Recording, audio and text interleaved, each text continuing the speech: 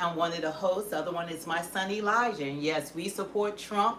We're Black MAGA. So anyway, we have three great shows for you today. We're going to be online just about the entire day. So even after Press Secretary Karoline Leavitt, when she speaks, close to 1 o'clock p.m., we are going to also do a live at 5 with President Trump with his executive signing that he's going to be doing for the AI. He's going to address the AI, what he's doing with that. And we also going to do a show later on about how Black people are leaving the Democratic Party. I cannot wait for that show. I hope you guys are going to be excited as we are. We're going to show you other Black people who are no longer going to be voting for the Democratic Party because they don't offer us anything. So anyway, don't forget to hit the like, share, subscribe, and please turn on that notification bell. We realize that we have 27,000 almost subscribers, but most of them because we have not asked you guys to turn on the notification bell. So if you love our content and you want to support us other than monetary, you can always give us the likes, the thumbs up, turn on the notification bell so we can go out to the algorithm. But we want to hear from Speaker of the House right now, prior to Karoline Leavitt coming on, and hear what he has to say about them. There's a lot that was going around about them adjourning for the summer. The Republicans are running from the Epstein files and all of that. So we want to hear from what the Speaker has to say. Everybody got a few thoughts for you as we work through today. Yesterday, some of you may have seen a false headline in the New York Times, and the headline was terribly misleading. It said House Republicans are, quote, adjourning until September to avoid a vote on releasing the Epstein material. I just want you to know, and everybody here knows, that's an outright lie. It's not true. And they were forced to modify their headline and update it today. The reason is, we all know that's the initial lie travels much faster than the truth, and so we're making sure that people know what is actually going on here. I think every single one of your publications have known that the published schedule of Congress was decided in December of 2024, and it's been published ever since. We are fulfilling the calendar. We're working. We'll be working tomorrow. There have been votes every day this week. We have 9 or 10 committees working through markups this week, many tomorrow. Congress is doing its work. No one is adjourning early. We have an August district work period that is very important to the function of Congress that has been recognized for all of memory of this institution. And that is what everyone will be doing. The Times was forced to change the headline because it was completely false. No one in Congress is blocking Epstein documents. No one in Congress is doing that. What we're doing here, Republicans are preventing Democrats from making a mockery of the Rules Committee process because we refuse to engage in their political charade. That is what is happening and nothing more. The way Democrats have tried to weaponize this issue is absolutely shameless. And I just want to say this. Democrats said nothing and did nothing. Absolutely nothing about bringing transparency for the entire 4 years of the Biden presidency. But now, all of a sudden, they want the American people to believe that they actually care. Their actions belie their words. We will not be lectured on transparency by the same party that orchestrated one of the most shameless, dangerous political cover-ups in the history of the United States. And that was President Biden's obvious mental decline. House Republicans stand for maximum transparency and truth. We always have and we always will. We're in lockstep with President Trump and his administration on this issue. We are pushing for the release of all credible information to be released with regard to the Epstein matter. I would note also that there are real issues, legal issues, with the CANA resolution, with the Massey resolution. CANA has no protection whatsoever for the victims of these horrible, unspeakable sex crimes, and Massey's doesn't go far enough. Additionally, the President has directed the Department of Justice to pursue the release of grand jury information, and that is happening as we speak. In fact, the court is processing the DOJ's request for grand jury materials as we are standing here right now. That's a very important step. We'll evaluate any necessary measures that Congress needs to undertake when that process is completed. I'm convinced the administration is thoroughly reviewing all materials and working to release all credible information while also providing protection for victims. And I've been very clear and on the record many times that we have an obligation to do that, a legal obligation and a moral obligation to protect the people who have been the victims of these unspeakable crimes so that their names are not dragged through the mud. That's a fine needle to thread, and I'm convinced that the people who are charged with this are doing it the right way, judiciously. The Trump administration is working through the court to unseal those documents. Most of the Epstein files are under court order and sealed, so you have to go through that route to do it. All that credible information needs to come out, but they deserve the space to do that in the way that it is supposed to be done, and they are. A thorough, judicious, meticulous review to truly protect innocent people who suffer. In the meantime, on a much brighter note, the House Republicans are looking forward to going back to their districts. They have a lot to be proud of and a lot of good news to share back home. It's just 6 months. 6 months of this administration and this Congress. We worked closely with President Trump. We delivered on the mandate from the American people. We have the safest border now in the history of the country. Inflation is cooling. We passed one of the most consequential pieces of legislation in the history of this institution, the One Big Beautiful Bill. And what that did, as you know, was it secured the largest tax cut for American workers, the largest single investment in border security and national defense in generations, the largest reduction in spending in the history of any government on planet Earth, and much more. President Trump is making historic trade deals to balance the playing field and bring trillions of dollars of investment into America. As a side note, I will tell you, I was in the Oval Office last night for the historic moment where he made the trade deal with Japan. It was really something to see. I'll write a book about it one day. The Art of the Deal. It was a masterclass. We passed over 250 bills. We voted to codify 50 of President Trump's executive actions, and we're just getting started. He has signed into law so far important legislation like the Lake and Riley Act, the Halt Fentanyl Act, the Take It Down Act, the Genius Act, and of course the $9 billion rescissions package. All right. In just 6 months, President Trump and House Republicans have made safer, stronger, and more prosperous America. We have worked to do that, fulfilling our campaign promises, and there's much more to come. And during the district work period, we'll be crisscrossing our districts and sharing with constituents the impact of all that hard work here on Capitol Hill. So I'll just conclude this and take a couple questions by saying, as we break apart here now to go home for the district work period, there's a lot to share with our constituents, a lot to share, a lot of good news, and we're looking forward to everyone feeling the positive effects of the work that's been done here so far. Hi, Demetrius.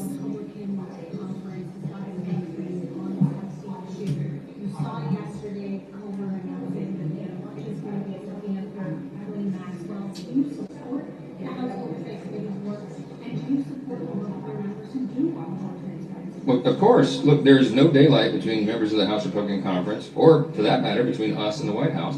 I fully support my committee chairs. Jamie Comer is a trusted friend. He's an excellent chairman of the Oversight Committee, and he has a duty and responsibility to follow the truth where it leads. And so every single one of us are for maximum transparency, and we'll use every power that we have to ensure that that's done.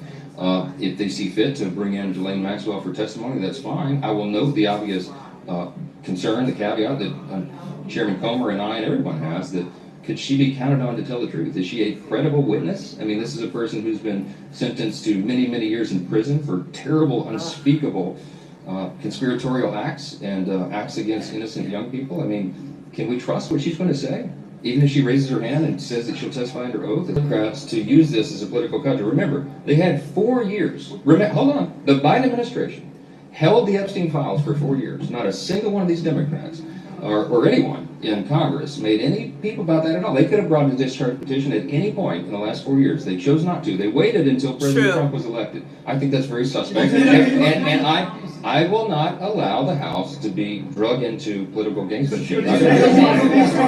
Promises that Republicans made to voters over Jeffrey Epstein. Why not more of a sense of urgency? Why not just hold a vote today? There's no point in having a vote today because the administration is already doing everything within their power to release them. They've gone to the grand jury. They've requested the courts to unseal the documents so that they can be released. The president himself has said all credible evidence should be put out to the American people while protecting the innocent. That's where we stand as well. There's no point in passing a resolution to urge the administration to do something that they are already doing. And so that's why we're going to let that process play out. This is not out of fear in any way. What we're trying to do is maximize transparency and stand for the truth. We want, wait, let me say this is very important. We want every single person who was involved in any way in the Epstein evils to be brought to swift justice. We want the full weight of the law to fall upon their head. And I will do everything within my power to make sure that is possible. That process is underway right now, and we'll see how it plays out. Are you using the phrase that there's no daylight between you? Yeah. So responsibility to build some daylight between you and the White House? You are a leader of a co-equal branch of government. Isn't part of what your members are concerned about? Is that there needs to be a second set of eyes? I'm the leader of the most important branch of government. In my view, it is Article 1. And if I see that Article 1 and our authority is being breached in any way, I'll act upon it. I'm a jealous guardian of our responsibility here, our constitutional authority, and that most important branch of government, and a government of by and for the people. But I will tell you this right now, when I say there's no daylight between me and the president, we talk about this privately, he's spoken about it publicly, I have as well. He's trying to achieve the same exact objective that we are, that every member of the House Republican Conference wants to achieve, and that is to let the American people decide. This information should have come out a long time ago. I've been an advocate of that, we all have. But that process is underway right now. Now we've got to jealously guard that and protect it and make sure it's happening. And if it doesn't, then we'll take appropriate action when everybody returns here. But we have to allow the court process to play out. That's how it works. I used to be a litigator. There is a standard here, a legal standard that everybody cannot forget. The courts, law enforcement, and government agencies have to protect the innocent. And the way you do that is you are very careful not to release names of victims or release it in a haphazard manner so that their names could be unmasked in some way, because it would destroy their lives. And anybody who's been swept up in that. So that's what the Justice Department is doing. I think they're doing a deliberate job right now, and our job as the Article 1 branch is to allow the executive to do that. If it doesn't come to fruition, then we will act, but we have to allow that time to process. Well, that's all that we're going to get from Mike Johnson. I don't know what you guys think of his response to the media, but since it's been pushed, because we know that mainstream media are the Democrat Party, and we know that Hollywood, they're the Democrat Party, and they don't care about affordable housing, economy, about American people.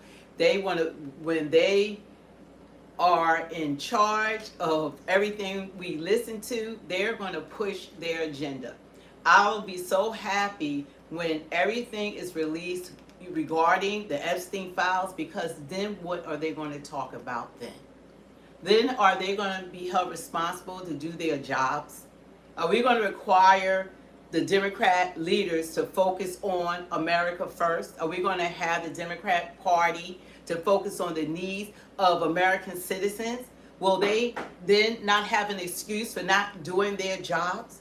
The approval rating is at an all-time low. It's the lowest percentage in history. They have a 17% approval rating from Democrats. 17% approval rating. So even the party, which I am a former Democrat, I'm proudly to say former, that there's no leadership. And now they're going more into socialism. People are leaving countries to come to America because we don't have those, that's not who we are. They're coming here, but now they're bringing their third world ideas, their third world culture. They're bringing all that to the United States of America, and they're trying to change our beliefs and our system, capitalism system. And this is what they're trying to do now. They're fleeing, they say they're fleeing from being ruled a certain way, but they're coming here with the same mindset. And that's what happens when you don't go through the process and you don't learn about American history and you don't earn to be here.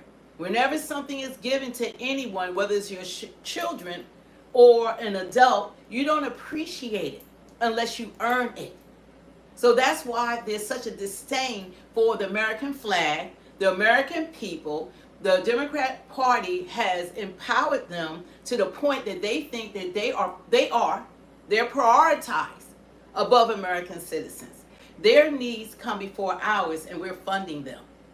So I'll be so happy when everything and anything comes out about the Epstein file, and just like Speaker of the House Mike Johnson, who I have never been a fan of, but when people say it was true and what's not true, I'm about the truth. And like he said, that the Democrats have had all this information, the whole time they were in office, and they could have released any of it.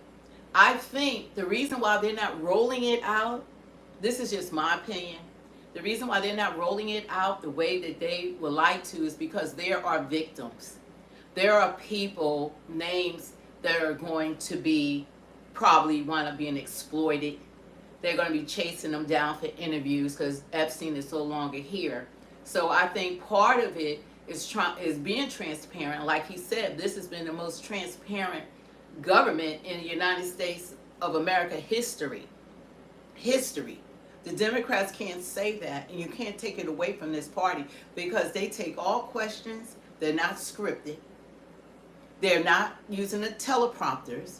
Each official cabinet member or each member of Congress, they can hold a conversation themselves, and they speak to the media, whether it's media that most of them are against them, but they speak to all media. They don't shut out any media.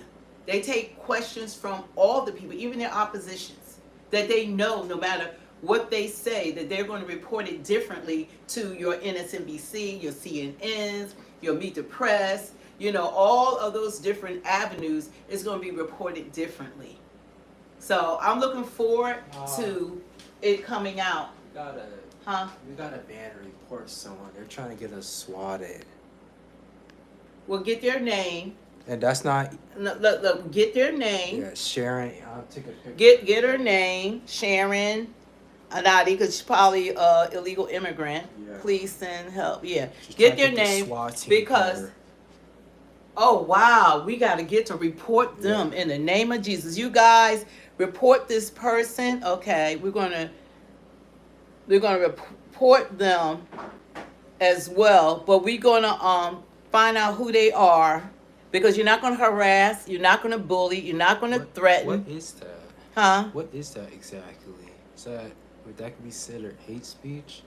That's something bad. It's very, very.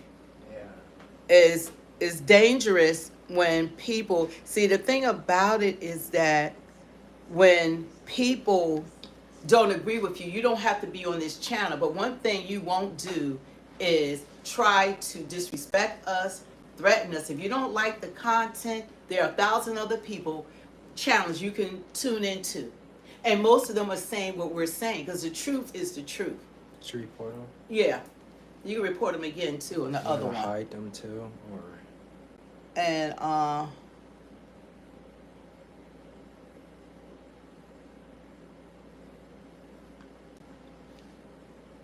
you wanna? Okay, that got rid of them.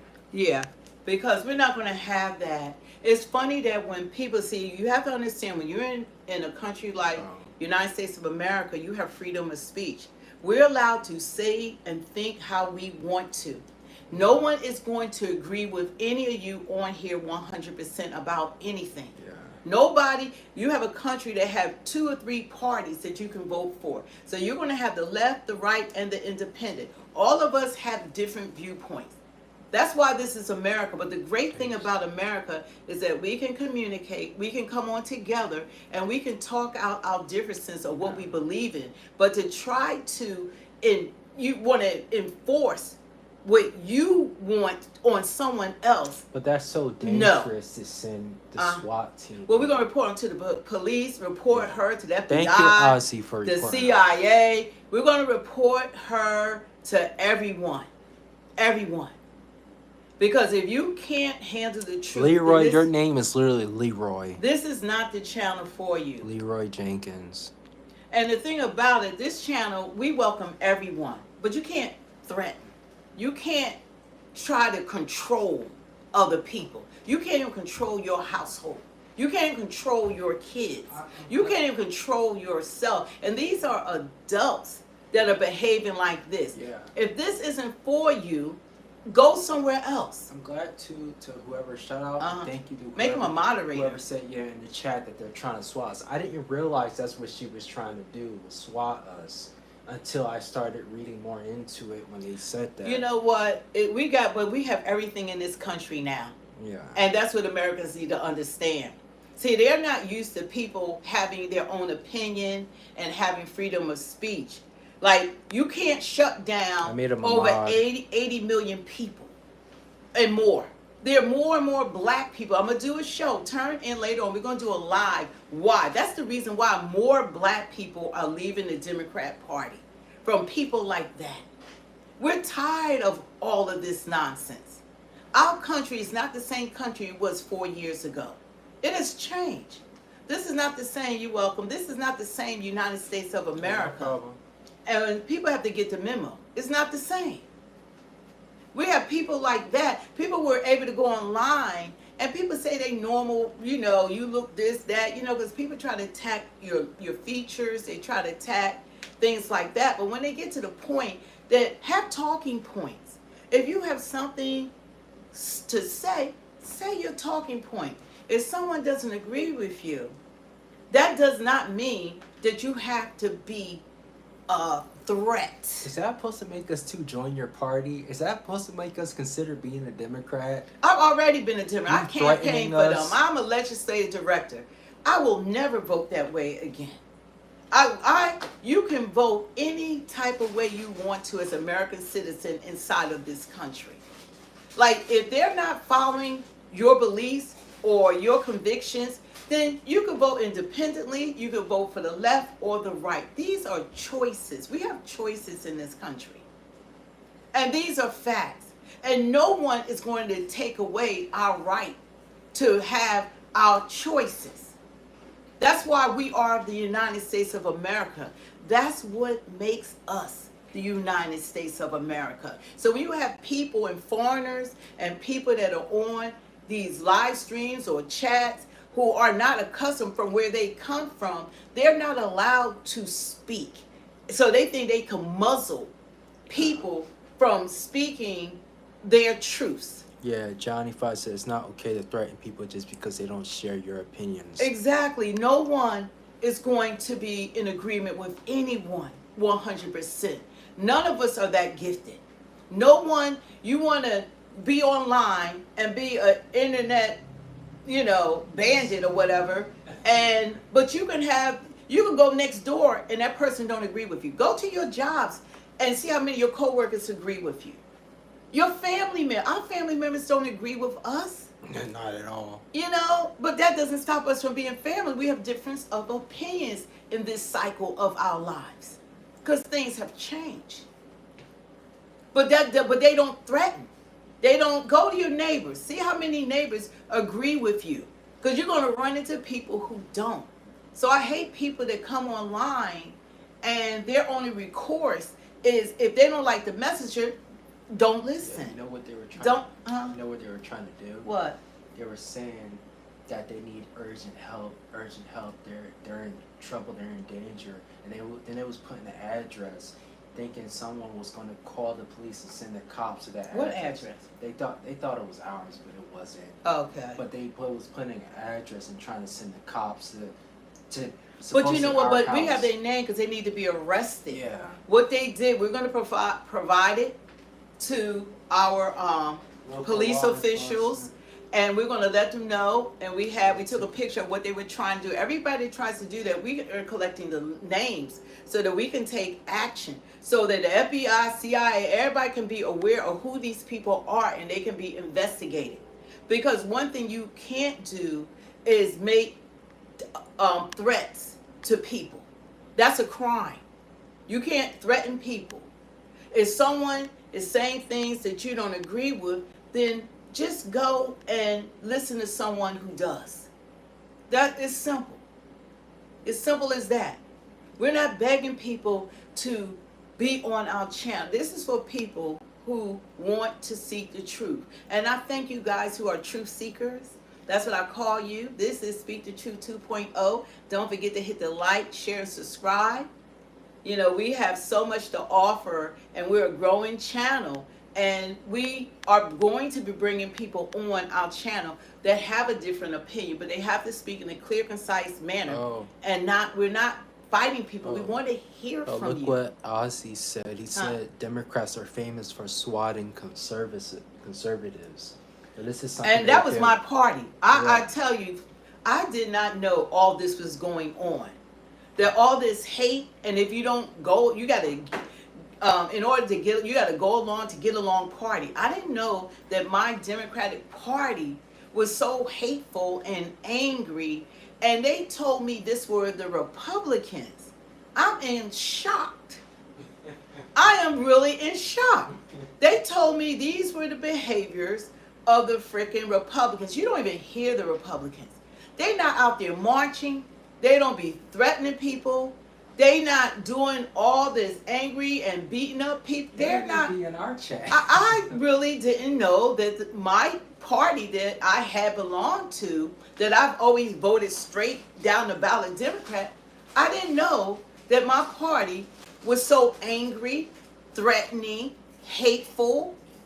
That's not going to make people stay in a party. What make people stay in a party is that you give the people what they want.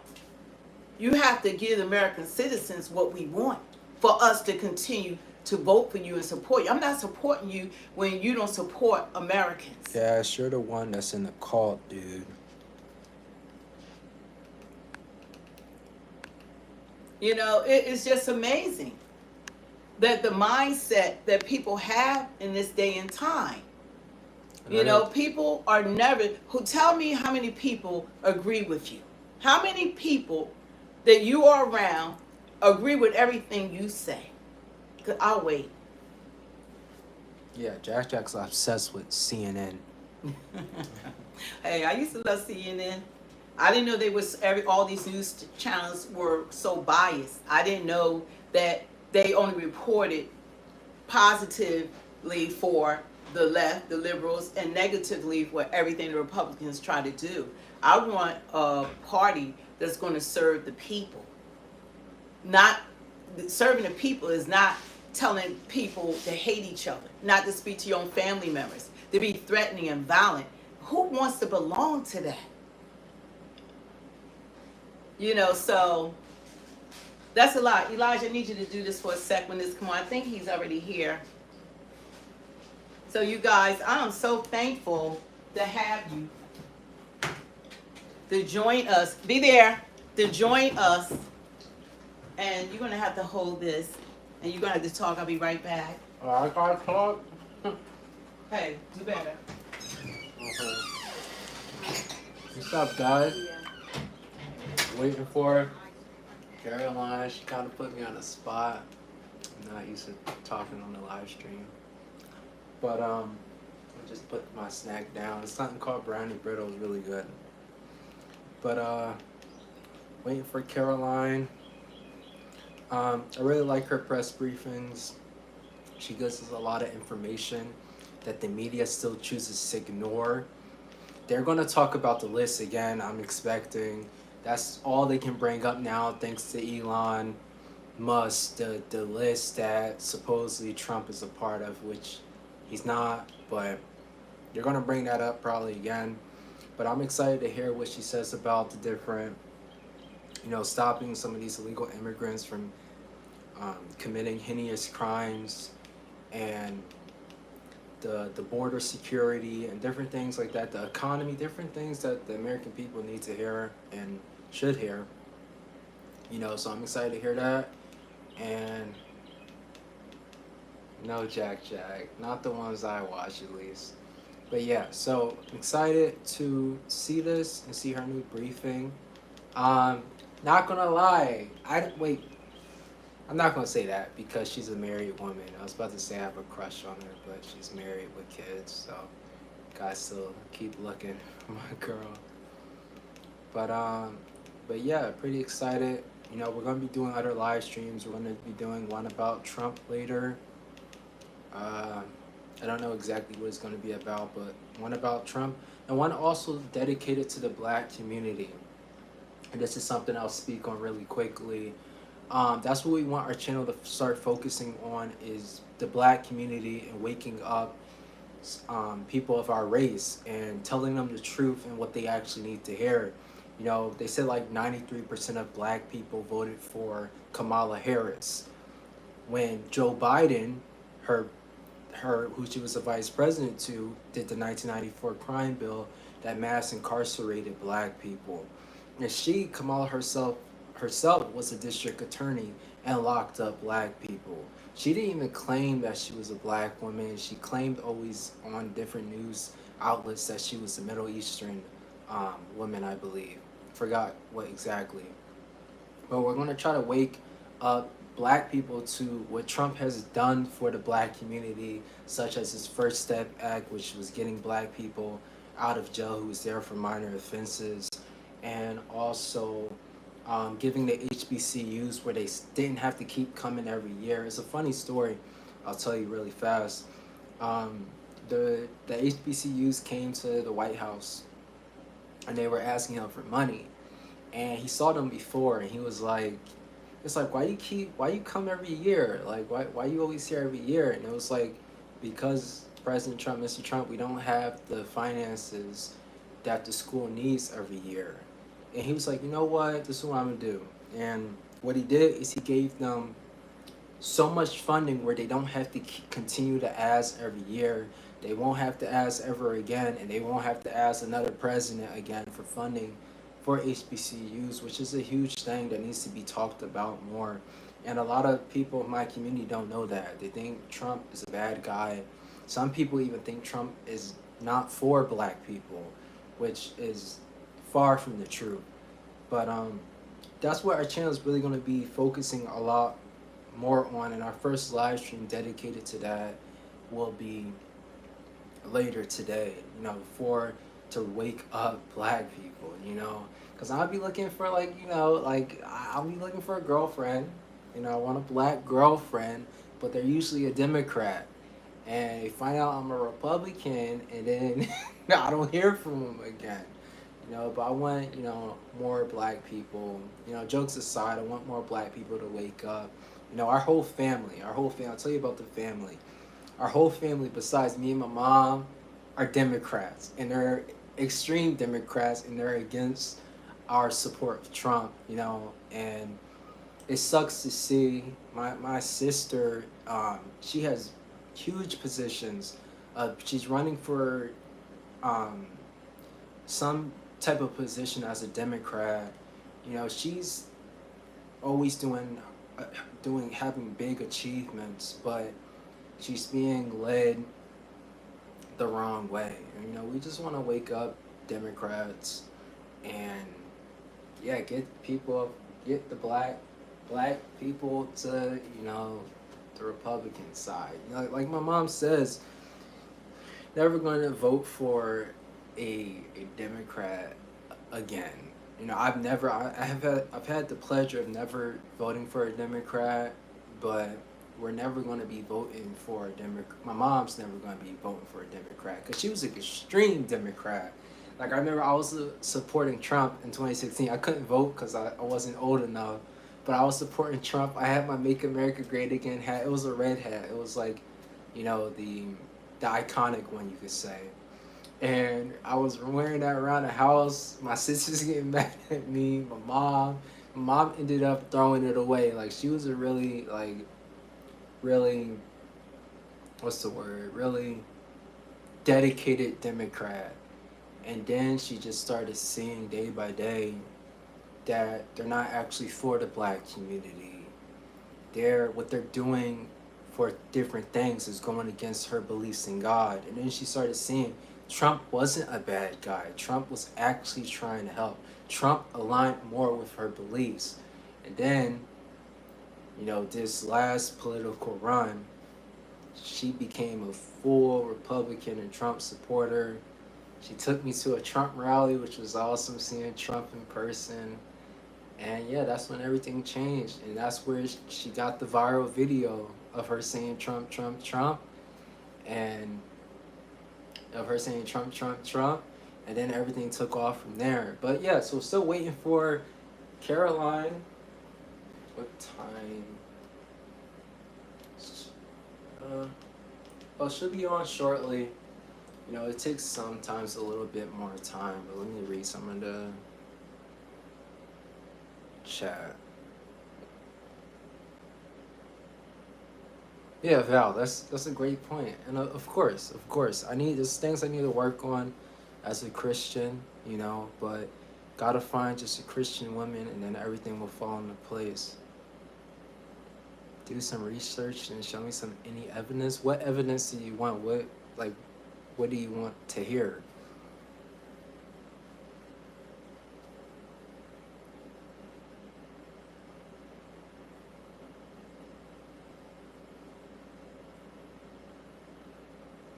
Oh, he's talking to someone else. But yeah, so still waiting for Karoline. Excited to hear about it.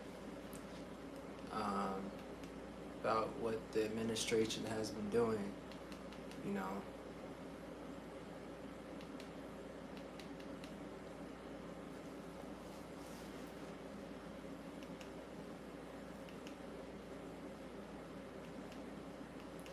What's something else I could show you guys while you just wait for...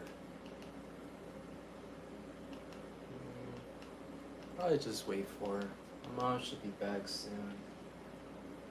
Yeah, I'm not used to doing this. My mom's usually the main character of the streams. I kind of just stay back and observe and stuff and say a few things. I'm not used to doing this.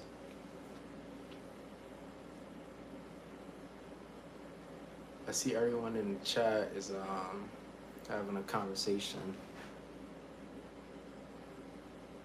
Mama's boy, Juan. Okay.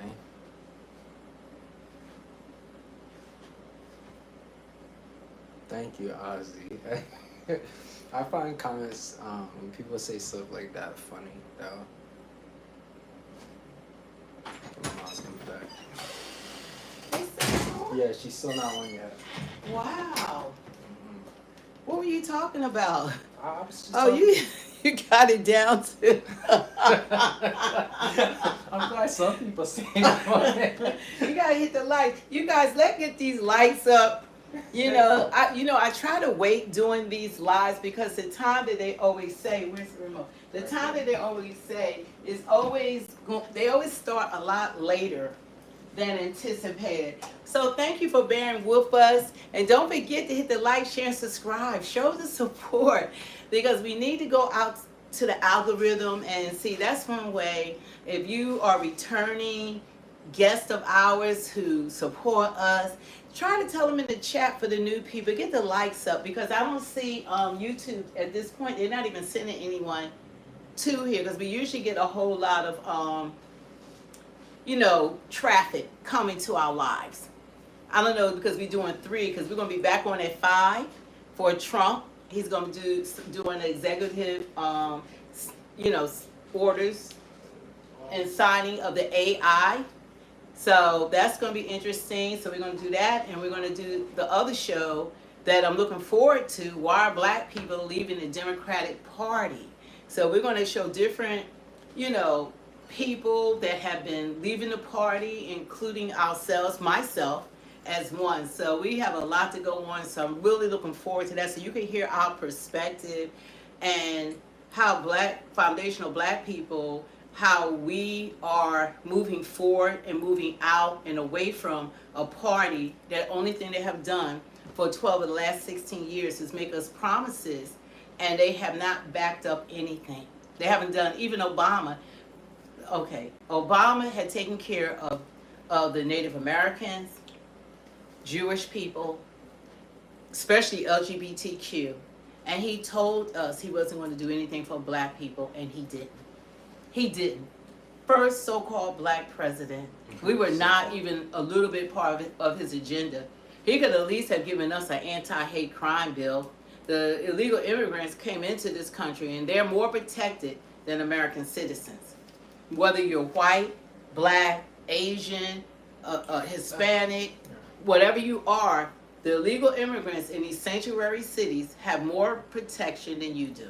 Yeah, I just have to say real fast, because I see, while I was talking, everyone in the comments is talking about Trump's charges and Trump's a felon and Trump is this and that. What about Biden pardoning his entire family? Is his family like the mafia? What about Biden pardoning his entire family?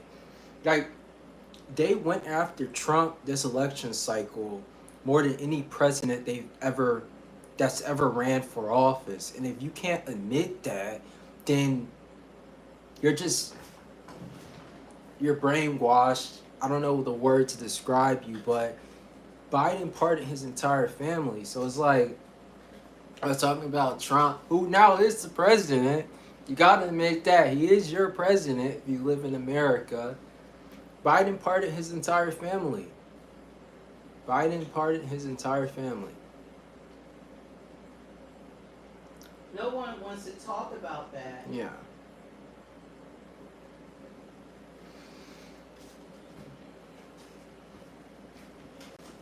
Yeah, I'm surprised that, yeah, they're really taking a while. I think that a lot of times when she's taking a while, she's still being briefed by the President of the United States because she is his mouthpiece. So there are certain things that he wants her to cover. And I don't want to get ahead of myself and start talking about a whole lot of other things because we have two other lives that we're going to be doing today. Did you do a description? That is going to consist of what the president has to say, his AI address, and him, doing his signing ceremony. So that's going to be a whole nother show we're looking forward to, and that's going to be at 5. And then I believe I have it at 8 o'clock or 8:30, we're going to do the show about how foundational black people are leaving the Democratic Party. And what I'm believing the future for FBAs is that we're going to be more voting independently, and especially for the Republicans, because the Democrat Party has had an opportunity to make a difference because they had the presidency, the House, the Senate, and they have done nothing for us. So we don't need to keep hearing the violin that we need food stamps and we need Section 8. Section 8, and we're just down on our out that the American dream is unavailable for us and all the things that keep us suppressed. We don't need to keep hearing that from them. They want us to think that we have to be dependent on them instead of taking advantage of going to school. Knowledge is power. Get your education. Look at what Kamala thought of us, trying to give us weed, give the black men. Yeah, her campaign for black men was, I'm going to give you weed. That you'll be able to smoke weed. I mean, how offensive was that? Yes. Yeah. Couldn't offer black men anything. And black women, y'all need to follow black men at this point because they already are leaving the party and supporting Trump. And this is a time that I believe that black women need to follow the black men and follow lead. And that's something that we have a problem of doing because the Democratic stronghold are black women. Black women, they ride along. Yeah. They die hard for the Democratic Party. My family are diehards for the Democratic Party. And there's nothing you can say. We have a lot of military officers, different people in our family, and we listen to them, and they talk so negatively about the Republicans and especially Trump. But meanwhile, there's no disdain for a party that made promises and have delivered nothing. Yeah, and it's sad to see how many Christians support and follow that party. And say that they're Christians. Yeah. Like and say that they're Christian. You can't follow that party as a Christian. There's no way that your faith in God and your knowing of the Lord, you can support a party that does things that's abominations to him. That's for abortion. Kamala had abortion outside of one of her rallies. Obama legalized and promoted, is now promoting it to children that have role models who are into the same sex. Like, you can't be for that and for God who speaks not for that. So it's just really sad to see how many people they got brainwashed, the Democratic Party. Yeah, it's a lot going on, but the truth will set you free. And no matter what people do, no matter what people say, you cannot change the word of God because it's the same today, yesterday, today, and tomorrow. So the word doesn't change, but people do. We live in a different time, period. And people are moving further and further away from the Bible and the beliefs that is so bent that people will profess they're Christians while they're supporting abortion. People will support same-sex marriages and say they're Christians. People will support transgenders, say they're Christians. People support adultery, say they're Christians. They support fornication, Christians. It's like all these are sins. It's not one, but you can't say that you're a Christian and you support eliminating babies. Juan is weird. And the party didn't run on a record. They ran on abortion. Juan, That's insanity. Juan, I'm into girls, bro. I'm never would be into you, man. You guys are really weird saying that stuff. Like, I know I'm good looking, but that's you guys are really weird. So it's a long ways that we still have to go. There's a lot of things that we have to look at, and the main thing, as far as the black community, we got to look at policy. We have to look at policy, and that's something we need to do. Because God is good, and we're so thankful to God that everything that He's been doing for us. And see, I see right now, I wish that we could come back in, and just do this as a clip. Can we do that? Because see what's going on? Nothing is coming. Yeah. Oh God, now she's here. Okay. Oh, Good afternoon, everybody. We have a special guest with us today who will speak momentarily.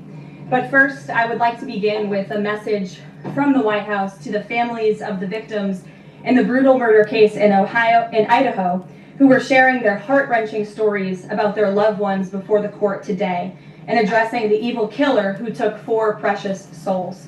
We are so sorry for the grief and the pain you have experienced at the hands of such a vicious and evil killer. Our nation grieves with you, and we will never forget the precious souls who were lost in this horrific act of evil. If it were up to the president, he would have forced this monster to publicly explain why he chose to steal these innocent souls. May God bless and watch over everyone affected by this unimaginable tragedy, especially the parents who lost their children. Let me begin with a few scheduling items off the top. Later this afternoon, President Trump will deliver the keynote address at the Winning the AI Race Summit here in Washington, D.C. President Trump believes it is non-negotiable that the United States wins the AI race, which is why today, President Trump will announce a bold and comprehensive AI action plan to sustain and enhance America's global AI dominance. Under President Trump's leadership, our country will lead the world in AI to secure a brighter future for all Americans, massively grow our economy, and protect our national security. The president will also sign 3 executive orders at the event this afternoon. On Friday morning, President Trump will travel to Scotland for a working visit that will include a bilateral meeting with Prime Minister Starmer to refine the historic US-UK trade deal. On the topic of trade, yesterday, President Trump accomplished something no other president has ever achieved. The president secured and announced 3 major trade deals with the Philippines, Indonesia, and Japan, all in one day. President Trump is finally putting a stop to our country getting ripped off. As a result of the president's successful negotiating tactics, many foreign markets are now being opened to American industries for the very first time, and harmful trade barriers are being broken down. Thanks to President Trump, these countries around the world are agreeing to open their markets to American-made products and goods for the first time, which will lead to a boom in sales and profits for American businesses right here at home. As President Trump said, he will only lower tariff rates if a country agrees to open their market to American-made products. If not, they will continue to face tariffs and pay a steep price to do business in the United States of America, which remains the best market on the face of the planet. Also this week, the president officially marked 6 months here at the White House. He made big promises to the American people on the campaign trail last year, and he has unquestionably delivered on those promises in record time. The president has defeated the Biden inflation crisis to make America affordable again. Core inflation is currently at its lowest level in 4 years, and prices for everyday goods are falling. The president's pro-growth policies have fueled massive job growth across our country. Since the president has taken office, our economy has added nearly 700,000 new jobs, with native-born American workers accounting for all job gains. The president has put the economic needs of families and of workers first. He signed the largest tax cuts for the middle class in American history, including no tax on tips, overtime, and Social Security. We have also seen the president unquestionably deliver on his promise to secure our southern border. He has ended Biden's illegal alien invasion, and for 2 months in a row, 0 illegal aliens were released into our country. The president has also, as you all know, initiated the largest mass deportation campaign in American history. The president has also restored law and order to make America safe again, another campaign promise he vowed to the American public. The United States of America is currently on track for its lowest murder rate on record, following this shift from the last administration to the Trump administration. The president has also ended Joe Biden's reckless war on American energy. U.S. oil and natural gas production are now surging, and summer gas prices reached their lowest level since 2021.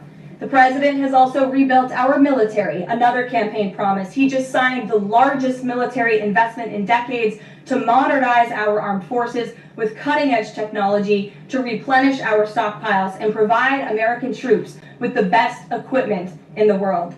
The U.S. Army, Navy, Air Force, and Space Force have all reached their recruitment goals months in advance. The president has restored America's standing on the world stage, brought back peace through strength, and brokered numerous peace agreements to end wars. Again, all of this in just 6 months. He obliterated Iran's nuclear program to end the war between Israel and Iran, got NATO members to raise their defense spending to 5% of GDP, and secured a ceasefire between India and Pakistan, as well as brokering a historic agreement between Rwanda and the Democratic Republic of the Congo. The president has already received 3 different Nobel Peace Prize nominations for his peacemaking efforts. Again, all of this progress, all of these accomplishments have occurred in just 6 months. We are truly just getting started, and we look forward to working with all of you for the next 3.5 years. On another matter, over the past few days, Director of National Intelligence Tulsi Gabbard has unveiled shocking new evidence that former President Barack Obama and top aides in the Obama administration conspired to subvert President Trump's 2016 election victory and undermine the democratic will of the American people. While publicly pretending to engage in a peaceful transfer of power, in private, former President Obama went to great and nefarious lengths to try to sow discord among the public and sabotage his successor, President Trump. The new evidence released by the Director of National Intelligence, who is here with me today, confirms that the Obama administration manufactured politicized intelligence, which was later used as the justification for baseless smears against President Trump in an effort to try to delegitimize his victory before he even took the oath of office. The truth is that President Trump never had anything to do with Russia, and the Russia collusion hoax was a massive fraud perpetuated on the American people from the very beginning. And the worst part of this is Obama knew that truth, and so did all of the other corrupt officials involved in this scam, including former CIA Director John Brennan, former Director of National Intelligence James Clapper, former FBI Director James Comey, former Deputy Director Andrew McCabe, and many others. Director of National Intelligence Gabbard's report further confirms what we already knew. There was no collusion, no corruption, except on the part of Barack Obama and the weaponized intelligence agencies at the time. The Russia hoax was a blatant lie, all ginned up by Democrat political operatives that were signed off on by then President Obama and leaked to the news media to launch a years-long witch hunt against President Trump and his first administration. Allies of the president, including his own son, Donald Trump Jr., were disgustingly smeared as Russian assets, and some even had their lives destroyed because of this vicious lie. The president's first 2 years in office had this fake distraction hanging over it, and endless resources, time, and political capital were spent having to debunk these lies from the highest levels of our government.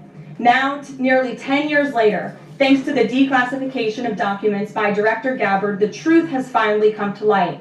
And this truth vindicates President Trump, his family, and his many allies and associates who were smeared with defamatory lies.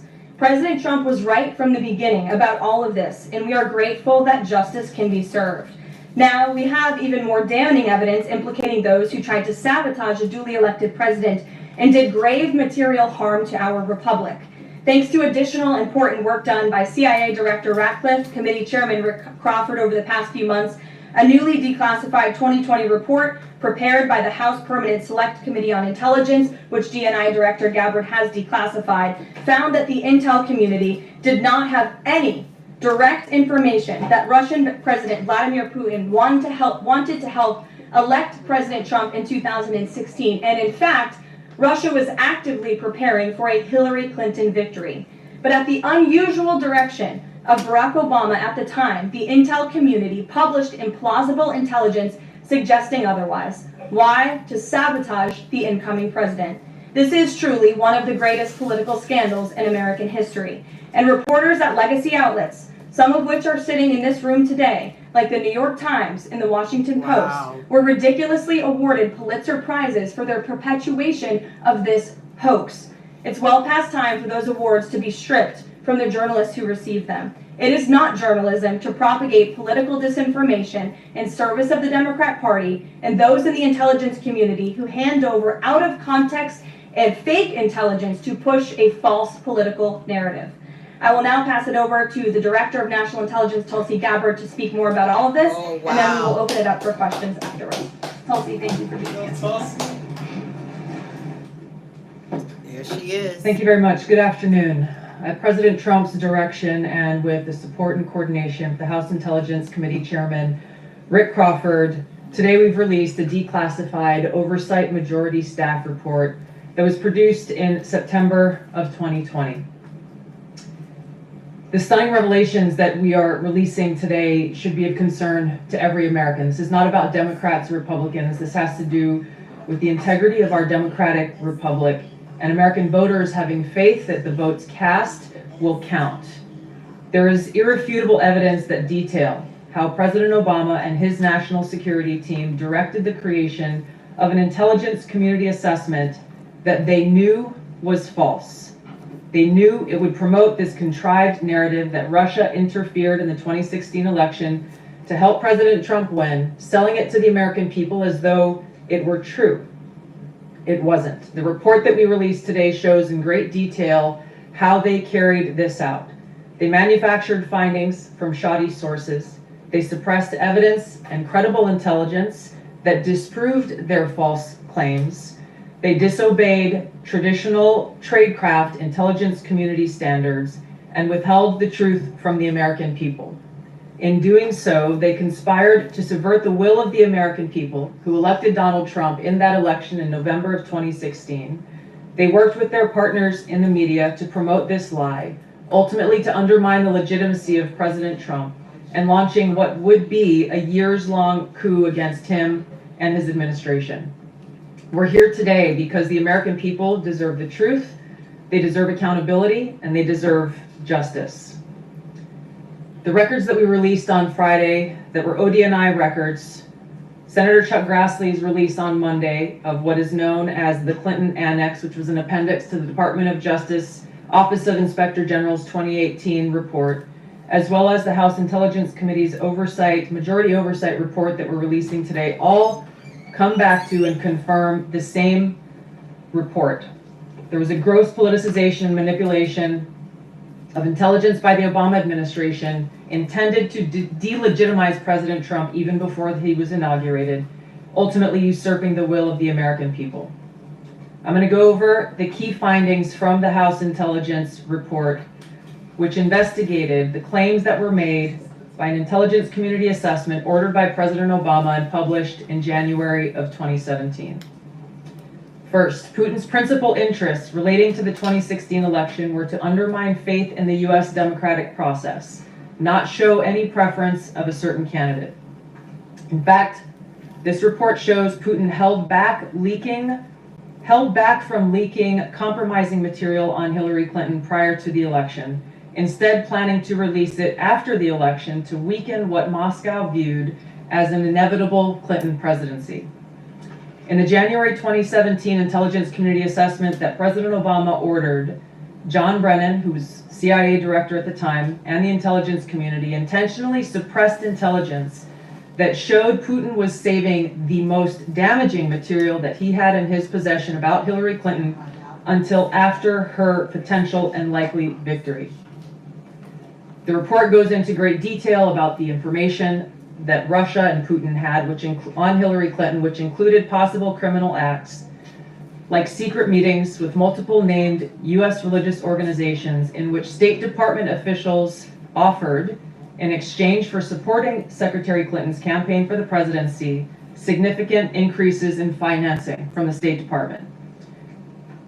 They also had documents that showed the patronage of the State Department to State Department employees who would go and support Hillary Clinton's presidential campaign. There were high-level DNC emails that detailed evidence of Hillary's, quote, psycho-emotional problems, uncontrolled fits of anger, aggression, and cheerfulness, and that then Secretary Clinton was allegedly on a daily regimen of heavy tranquilizers. Then CIA Director Brennan and the intelligence community mischaracterized intelligence and relied on dubious substandard sources to create a contrived false narrative that Putin developed a quote-unquote clear preference for Trump. Brennan and the IC misled lawmakers by referencing the debunked Steele dossier to assess quote-unquote Russia's plans and intentions, falsely suggesting that this dossier had intelligence value when he knew that it was discredited. The intelligence community excluded significant intelligence and ignored or selectively quoted reliable intelligence that contradicted the intelligence community assessment's key findings on Putin's alleged support for Trump.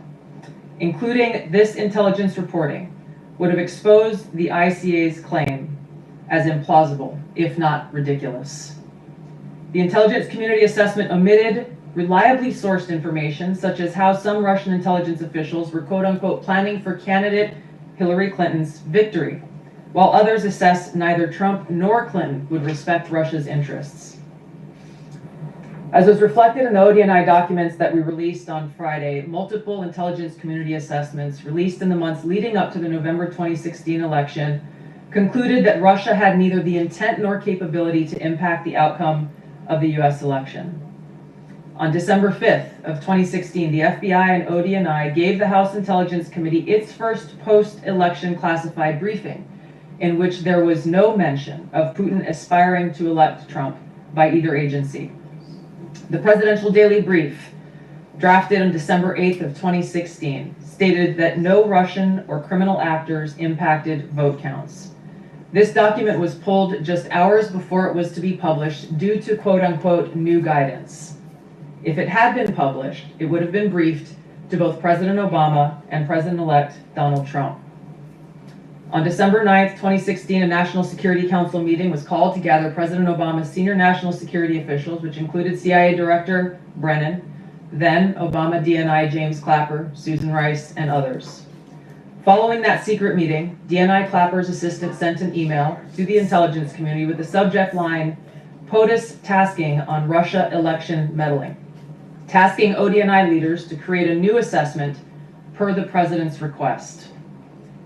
The House Intelligence Committee Oversight Report that we released today reveals that, quote, unlike routine intelligence community analysis, the intelligence community assessment was a high-profile product ordered by the President Obama. It directed senior intelligence community agency heads and created an intelligence community assessment limited to just 5 analysts, using one principal drafter. This is not something that occurs in the normal path of producing an intelligence community assessment that reflects the views across the intelligence community. The production of this intelligence community assessment was subject to unusual directives directly from the president and senior political appointees, especially the former director of the CIA, John Brennan. The House Intelligence Committee Oversight Report also shows how later that same day, on December 9th, Brennan ordered the publication of quote-unquote substandard reporting on Russian activities, which had previously been withheld from publication of prior assessments because the information was judged, quote, to have not met long-standing publication standards. Some of the information later used in the Obama-ordered assessment over the objections of veteran CIA officers was, quote-unquote, unclear or from unknown sources. The Intelligence Committee's Oversight Report reveals that CIA Director Brennan overruled senior CIA officers who challenged the Obama-ordered intelligence assessment, stating, quote, we don't have direct information that Putin wanted to get Trump elected. Yet, the Obama-directed assessment was published on January 6, 2017, which explicitly stated, quote, we assess Putin and the Russian government aspire to help President-elect Trump's election chances when possible by discrediting Secretary Clinton and publicly contrasting her unfavorably to him, end of quote. The CIA and FBI then led by John Brennan and James Comey expressed high confidence in this judgment, while the NSA expressed moderate confidence. Yet, as the report we released today shows, the ICA, the Intelligence Community Assessment, did not cite any report where Putin indicated helping Trump win was an objective. The opposite is true. With regards to the Steele dossier, we now know that one of the source documents that the Obama administration used in the creation of this intelligence assessment in January of 2017 was none other than the discredited, unverified Steele dossier. The House Intel report states, quote, contradicting public claims by then CIA Director Brennan that the dossier was not in any way incorporated into this intelligence assessment. The dossier was referenced in the intelligence assessment's main body text and further detailed in a 2-page assessment annex. John Brennan lied, and he denied using this dossier in this intelligence assessment that President Obama ordered because he knew it was discredited. It was a politically motivated, manufactured document. He directed senior CIA officials to use it anyway. CIA officer told the House Intelligence Committee staff as they investigated this, quote, the director of the CIA, John Brennan, refused to remove it, and when confronted with the dossier's many flaws, responded, quote, yes, but doesn't it ring true? Even the bipartisan Senate Select Committee on Intelligence report published in 2020 criticized the FBI's handling of the Steele dossier, noting its completely unverified nature and purposeful sidestepping of intelligence community procedures in its use. Now, President Obama, Hillary Clinton, John Brennan, James Clapper, James Comey, and others, including their mouthpieces in the media, knowingly lied as they repeated the contrived narrative that was created in this January 2017 intelligence community assessment with high confidence as though it were fact. John Brennan, as CIA director, stated in a memo to his agency staff in December of 2016, saying, quote, there is strong consensus among us on the scope, nature, and intent of Russian interference in our presidential election.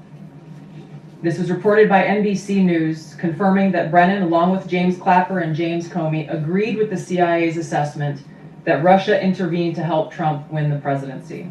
Wow. As Obama's Director of National Intelligence, James Clapper was tasked with overseeing the creation of this assessment in January of 2017 by President Obama, and he expressed confidence in its findings. In a 2018 interview with the Harvard Gazette, he talked about how he provided Trump with the same classified assessment that President Obama received, which included the high confidence judgment that Putin directly ordered the hacking and election interference. Clapper then went on to add, I think they, the Russians, actually influenced the outcome. This is a brief summary of the details that you'll find within the House Majority Staff's report in their investigation into the Obama-directed January 2017 Intelligence Community Assessment. That leads us to the very same conclusion that we announced in the release of our documents on Friday. The implications of this are far-reaching and have to do with the integrity of our democratic republic. It has to do with an outgoing president taking action to manufacture intelligence, to undermine and usurp the will of the American people in that election, and launch what would be a years-long coup against the incoming President of the United States, Donald Trump. Thank you. Wow. Well, thank you, Tulsi. And we do want to take questions on this topic while the director has time for this topic. She will leave. I'm happy to take questions on other matters after that. But if anyone has questions for Director Gabbard, you're welcome to ask them. We'll start with our new media seat as always. Emily, go ahead. Thank you. And Director Gabbard, this one is for you. Do you believe that any of this new information implicates former President Obama in criminal behavior? We have referred and will continue to refer all of these documents to the Department of Justice and the FBI to investigate the criminal implications of this. For even The former evidence, President Obama? correct. The evidence that we have found and that we have released directly point to President Obama leading the manufacturing of this intelligence assessment. There are multiple pieces of evidence and intelligence that confirm that fact. Ed, go ahead. Director Gabbard, thank you. So just to, two questions, but to begin on that. The president yesterday, you inferred that the former president helped lead a coup. Based on what you now see, do you believe President Obama is guilty of treason?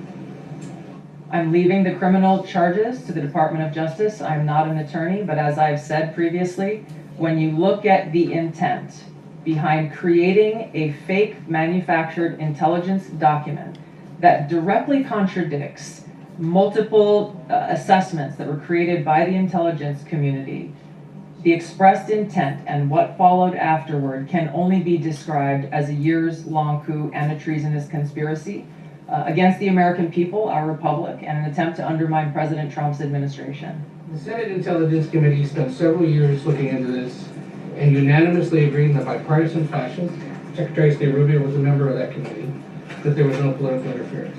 There was a years-long Justice Department investigation into this as well that also concluded no political interference. So help us, from a 50,000-foot level, explain, what do you now have that refutes those two? Sure. I will encourage you, in my role as the Director of National Intelligence, my job, again, as I said when I came into this role, was to make sure that we are telling the truth to the American people and that we are ensuring that the intelligence community is not being politicized.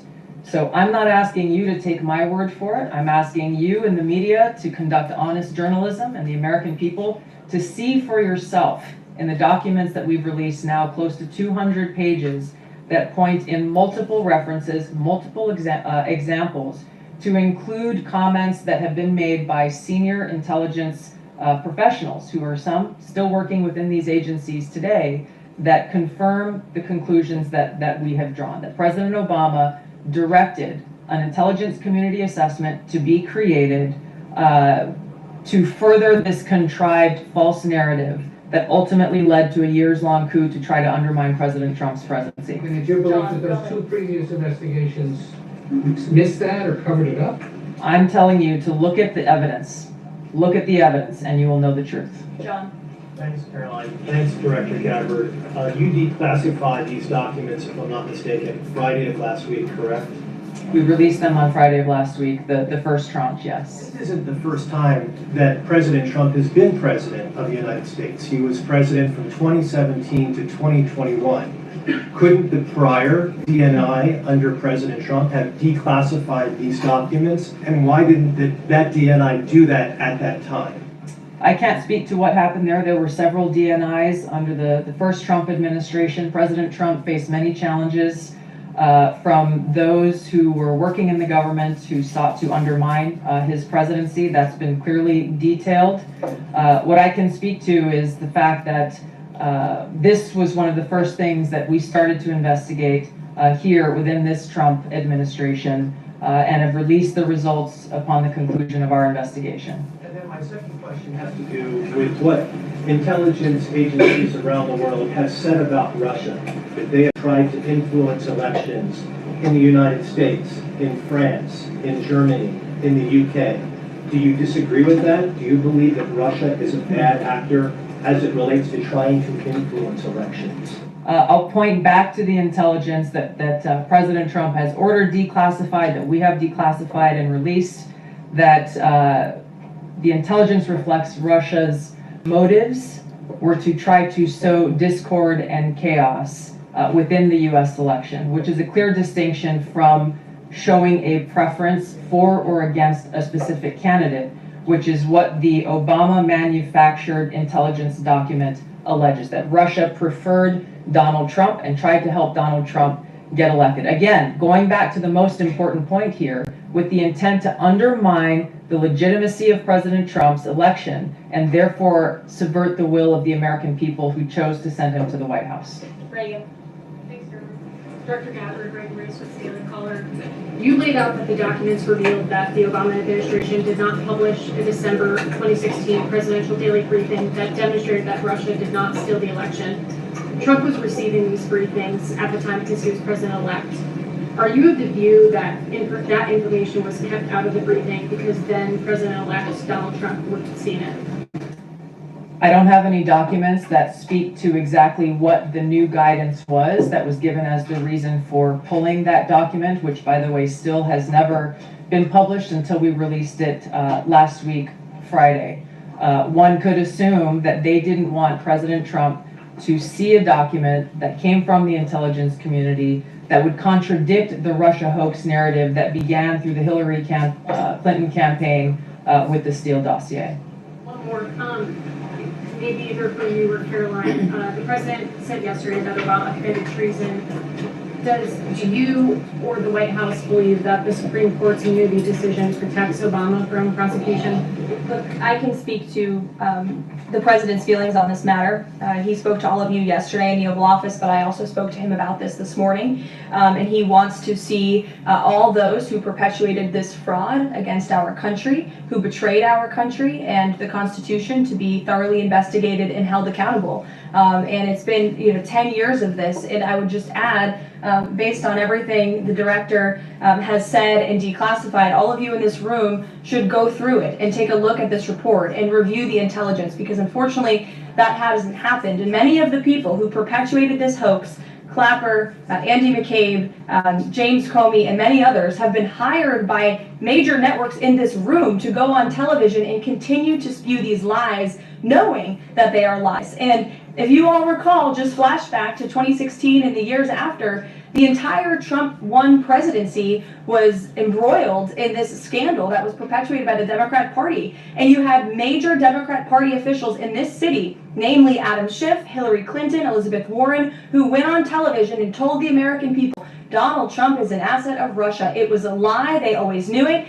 Hillary Clinton herself said that President Trump would be a puppet for Putin. Senator Tim Kaine at the time called President Trump Vladimir Putin's defense lawyer. Adam Schiff stated, and one of the worst things a lawmaker can do is to tell the American people, I know something you don't know, it's just classified and I can't tell you. And that's what he said. I can tell you that the case is more than that. I can't go into the particulars, but there's more than circumstantial evidence now. And not enough people in this room, not enough journalists in this country pushed Adam Schiff to say, what are you talking about? What evidence do you have? Everybody just ran with the lies, and it led to impeachments. It led to the division of our country. Unfortunately, so many Americans, from listening to outlets in this room, believed in these lies. And it's a complete scam, and it's a scandal, and the president wants to see accountability for that. Phil.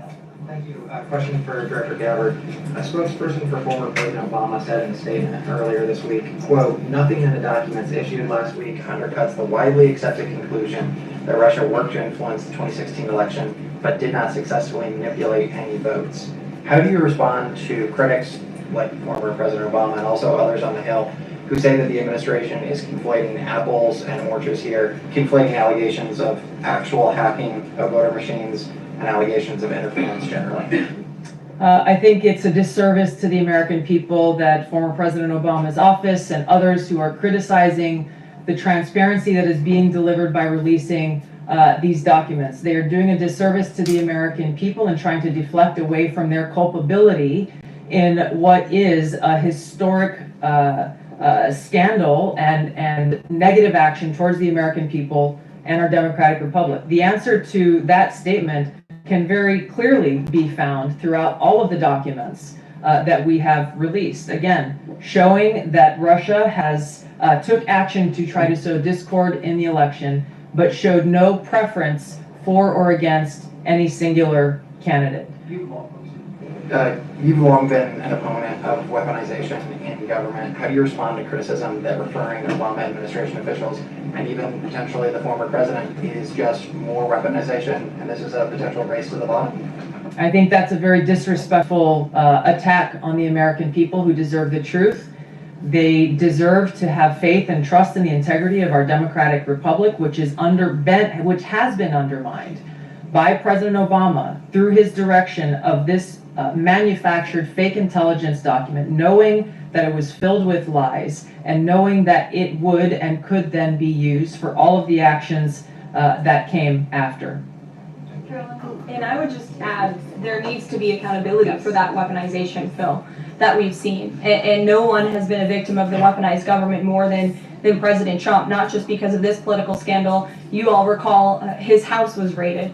So I think, it's very disingenuous for people to say, how dare they speak of former President Obama about this based on evidence and based on intelligence, when the former president of the United States, Donald Trump's home was raided, when he was Yes. forced to sit in a Yes. Manhattan courtroom and many other courtrooms across the country for That's crimes right. he never committed, when he was impeached and indicted, and the entire country witnessed that. That's the weaponization of justice. Yes. Now the president is back because the American people see the truth. Nearly 80 million Americans reelected him back to this office, and he believes that we need to have justice and accountability. And I think nearly 80 million Americans who reelected him agree with that. Caitlin. Thank you, Karoline. Two questions for Director Gabbard, just on this. Director Gabbard, you referenced the past intelligence reports and assessments on this, including that 2017 one that was signed off, as Ed noted, by every Republican on the Senate Intelligence Community, including the acting chair of the time, now Secretary of State Marco Rubio, who said in a statement that they did not find any evidence of Russian collusion, but they did find, however, is very troubling, and they found irrefutable evidence of Russian meddling.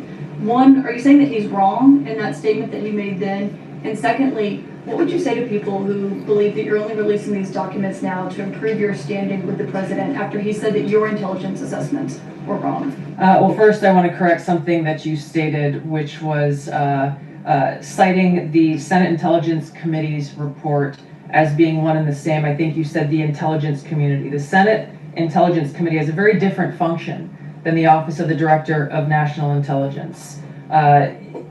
The evidence and the intelligence that has been declassified and released is irrefutable. I'm going to let Karoline speak to Secretary Rubio. I'll speak to both questions. First, on Secretary Rubio, he put out a statement in 2020 following that Senate Intelligence Committee report, and he said what they found is troubling. We found irrefutable evidence of Russian meddling, which the Director of National Intelligence just confirmed for all of you, that Russia was trying to sow distrust and chaos. But what's the outrage in this, that Secretary Rubio did not say at the time, the Democrats were saying at the time, is the fact that the intelligence community was concocting this narrative that the president colluded with the Russians, that the president's son was holding secret meetings with the Russians, all of these lies that were never true. And he also said at that time, we discovered deeply troubling actions taken by the FBI under Comey, particularly their acceptance and willingness to rely on the Steele dossier without verifying its methodology or sourcing. The Steele dossier that many outlets in this room ran as the gospel truth, and it was cooked up and paid for by the Clinton campaign. As for your second question, Caitlin, I think, who is saying that she would release this to try to boost her standing with the president? Who has said that? Well, the president has publicly undermined her when it came to Iran. He said she was wrong. He told me that she didn't know what she was talking about. That was on Air Force One on camera. The only people who are suggesting that the Director of National Intelligence would release evidence to try to boost her standing with the president are the people in this room who constantly try to sow distrust and chaos amongst the president's cabinet, and it is not working. I will just answer your question directly. I am with the President of the United States every day. He has the utmost confidence in Director Gabbard. He always has. He continues to, and that is true of his entire cabinet, who is all working as one team to deliver on the promises this president made. Does anyone else have questions for Director Gabbard? And then we'll turn it over to a couple other questions. Christian, go ahead. Yeah, thank you, Director Gabbard. Two follow-ups on questions that have been asked. You mentioned the previous DNIs during the president's first term. One of them reports to you right now, if I'm not mistaken, John Ratcliffe. So have you not spoken to him about why this information was not declassified during the first term? He was in that position for a very short period of time. The work that began back then, we have picked up and absolutely completed. We are continuing to investigate this. Additional whistleblowers are now coming forward because they see an opportunity for the truth to come to light. And as Karoline said, for real accountability to be brought forward. The accountability is the essential part of this. We can show the truth, reveal the truth. The accountability needs to occur to be able to start to restore that trust and in the integrity of our democracy. And then just quickly, I know you said you would lead the charging to DOJ, but the statute of limitations on conspiracy is 5 years. So what else could they possibly pursue besides treason? And that's a great question for Attorney General Pam Bondi. We are providing all of the evidence, all of the intelligence that we have, both redacted and unredacted versions, referring it to the Department of Justice and the FBI. We'll take one more. Charlie, go ahead. How credible was the information about the copies? The report said that it was from sourced from the DNC. Have you seen that information in the, or do you think that maybe Russia was overemphasizing what they had? All I have seen is what the Intelligence Committee have reported through their investigation. I think the underlying point there is that we understand from intelligence what Russia said that they had. And the important point here is that if they were trying to influence the election, as President Obama and James Clapper and John Brennan, everybody said they were doing in order to support Donald Trump's election, they would have released the most damning of that information, some of which I detailed here. You'll find the rest in the report, prior to the election to help Donald Trump win. They specifically withheld what they had on her, the most damning information, because they thought that she would win the election. They had plans to release it just prior to her inauguration to, again, sow discord and chaos in America. And if I may, on Jeffrey Epstein, can you rule out that he was connected in some way to any kind of intelligence, either foreign or domestic? I haven't seen any evidence or information that reflects that. If anything comes before me that changes that in any way, support the president's statement loud and clear. If any credible evidence comes forward, he wants the American people to see it. Great. Director Gabbard, we thank you for your time today. I know you're a busy woman, so we'll let you get out of here, but thank you so much.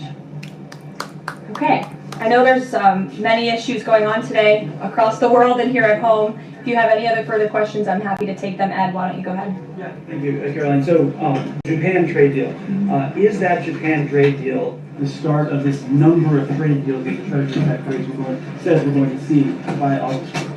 I think it is. I mean, as you said, we had Japan yesterday. We also had Indonesia, and we had the Philippines as well. The president announcing all three. He came in as the closer in all three of those. I've said many times from this podium that the president's trade team has been in active talks and discussions with many countries around the world, and you've all been anxiously awaiting what those countries were. Now you know three of them, and there's many more to go. We have now sent 25 letters to countries around the world. But just to reiterate this Japan deal, for those at home who may have missed it, Japan will now pay a 15% tariff versus the reciprocal rate of 24% that they initially had. Auto and auto parts tariffs have been reduced to 15%, but the centerpiece of this deal now is the president got Japan to commit to $550 billion in investments to revitalize American industries. And these funds will be spent at President Trump's discretion and direction into key industries such as energy, semiconductors, critical minerals, pharmaceuticals, and shipbuilding. And the U.S. will retain 90% of the profits from any investments made by this $550 billion fund. This was originally a $400 billion investment that President Trump then negotiated to an increase of $150 billion, making it a $550 billion deal for the American people. And I just want to emphasize, Ed, I see you have a follow-up, but it's very important. Japan has agreed to open their markets to many very key sectors in American-made products that have really faced very strict tariff and non-tariff barriers prior. So thanks to the president, Japan's markets will now be open to American-made products and goods. This is big news for our tech companies and our farmers as well. On Monday, the Treasury Secretary is going to Stockholm to talk to the Chinese delegation. What does the president hope to get out of that meeting? Are there deliverables?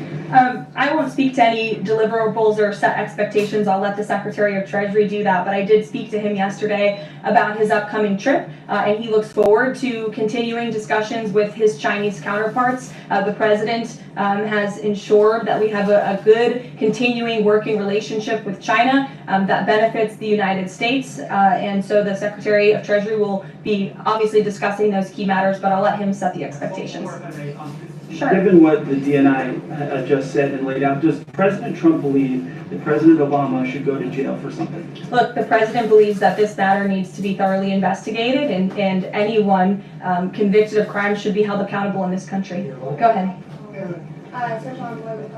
Overseas again. Good to see you, Olivia. I haven't seen you since the campaign trail. It's good to see you. He sent it back overseas. Can you give us a sense of what the marching orders are to some of the people he'll be meeting with, and specifically as it relates to Gaza and ongoing talks there? Yes, Special Envoy Wickoff is headed to Europe, where he will meet with key leaders from the Middle East to discuss the ongoing ceasefire proposal to end this conflict in Gaza and to release the hostages.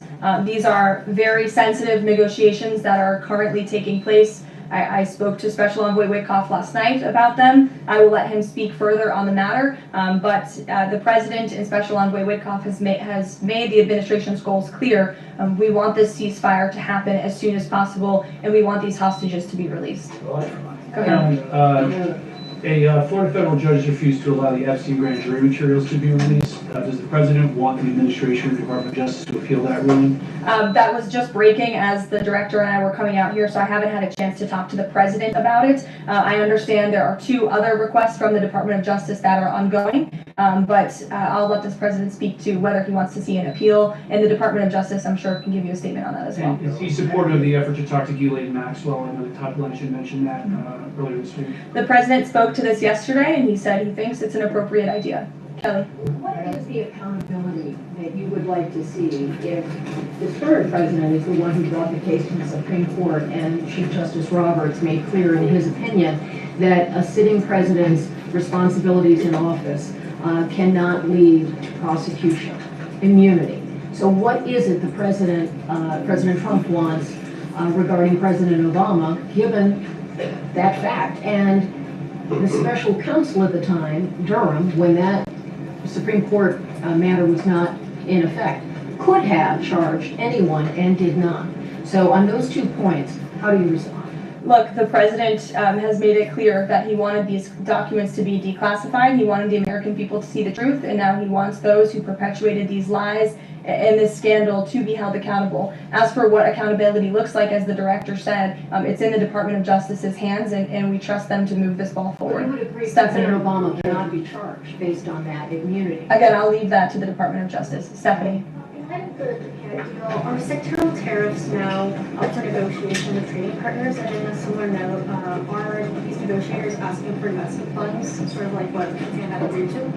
As for sectoral tariffs, I understand that the president continues to be in talks with our Secretary of Commerce. We have made commitments on various sectoral tariffs, as you know. The Department of Commerce has initiated studies to then move forward with implementing those sectoral tariffs. So I would defer you to them for further comment. Meredith. I wanted to ask if the White House has any update on the Commerce Department employee who's been detained and or banned from exiting China, and if there are any efforts to get him out. I can assure you and the American people that the administration is actively monitoring the situation and engaged, but typically we don't comment on individual cases like this as we are sorting them out. Sure. Yes. Behind you, Dr. Harper, sorry. Go ahead, to the lady sitting down in the blue, yes. What's your name? What's your name? My name is Karoline also, Karoline Leavitt from Center Square. Great. So Republicans in the Senate today said that they are pulling back on legislation to impose sanctions on Russia after the president said he wants to act unilaterally. Can you elaborate on what the president intends to do? Look, the president has been in very close communication with his friends in the Senate, particularly Senator Lindsey Graham on this issue. But the president has always maintained, he's the commander-in-chief and the president for a reason, and he has been deeply involved in this conflict since the beginning. And so any decisions that are made with respect to sanctions, the president wants to reserve that authority and that right to himself. Jasmine. Thanks, Caroline. 2 questions for you. The first on AI. Does President Trump support federal agencies contracting with Elon Musk's AI company? I don't think so, no. Okay, so he would want the DOJ to then cancel the contract with Elon. I'll talk to him about it, yes. And my second question, just, obviously the developments with the Epstein case with the judge, but I wonder, has the White House counsel, the DOJ explored any other documents that could be released to the public that don't have to do with that jury testimony? To my knowledge, the Department of Justice has moved forward with the request to unseal that grand jury testimony, and as you know, they have also moved forward with interviewing Ms. Maxwell, which I believe will be taking place very soon. Sure. Thanks, Caroline. I have a question about Paul Ingracia, the OSC nominee who faces a Senate committee hearing tomorrow. Tom Tillis said that he wouldn't vote for Ingracia if a vote came to the Senate floor. 24 worker advocacy groups have said that they don't support his nomination. What is the White House planning to do to sort of turn the tide or convince legislators that they should vote for him? The White House is always in communication with members of both the Senate and the House, and we stand by the president's nominees. Sure. In connection with the Mueller investigation, a grand jury indicted 13 Russians. President Putin has said he will never extradite those men. Given the new information that Ms. Gabbard has found, what's the administration's position on that case? Should those charges be dropped? I don't have an update for you on that case, but I'll check in with the National Security Council and our team will get you something. Sure. Thank you so much. So, Fannie Willis and Jack Smith separately, they both charged President Trump with conspiracy to defraud the United States and a conspiracy to overturn the 2020 election. And now it turns out we're confirming that Obama and his cronies were doing that the whole time in 2016 on a massive scale, falsifying documents and having their intel agencies do this. What does this say about the 2020 election? And also, yeah, what's your thoughts on the irony here? There is a lot of irony, especially for the party of the Democrat Party, who claims to be for democracy. We often heard throughout the 2024 campaign they were calling this president a threat to democracy. And now I think the declassification of all of these documents proves that they were indeed the true threat to democracy. And as I said repeatedly today, there needs to be justice and accountability for that. You all will hear directly from the president later this afternoon at the AI Summit here in Washington, D.C., scheduled to speak later in a few hours. So we will see you all there. Thank you very much. Wow, that was amazing coming from the press secretary and Tulsi. This is amazing. What you have to say. You guys, I think that people really want to make the determination whether or not that they're going after former President Obama because of the Epstein files. Is this some sort of deflection? What do you guys feel? Benja. Huh? Tulsi got the coolest hair. She does. But what do they feel? Do they feel this is a deflection for people to start talking about the cover-up with former President Obama and his administration?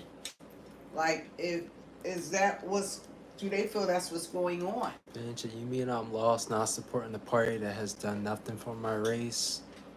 That has done everything against actual Americans and put illegals over Americans?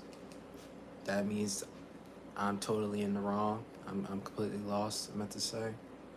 Okay, the poll says, is Trump calling... Okay, go ahead. Is Trump calling out Obama only because of the list? 57 people voted. Epstein list, right?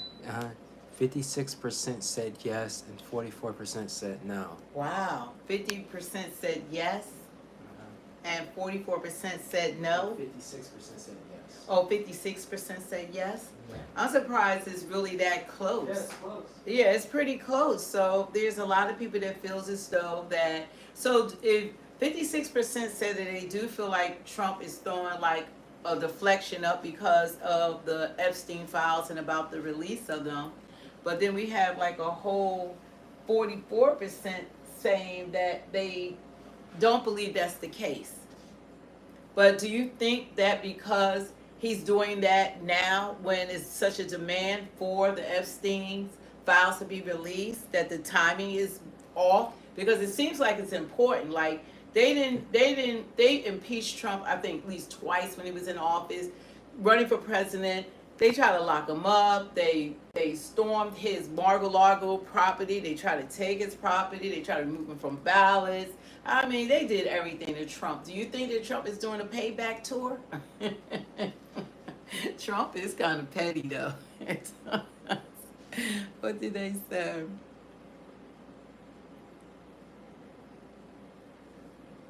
The hashtag your hands. We will.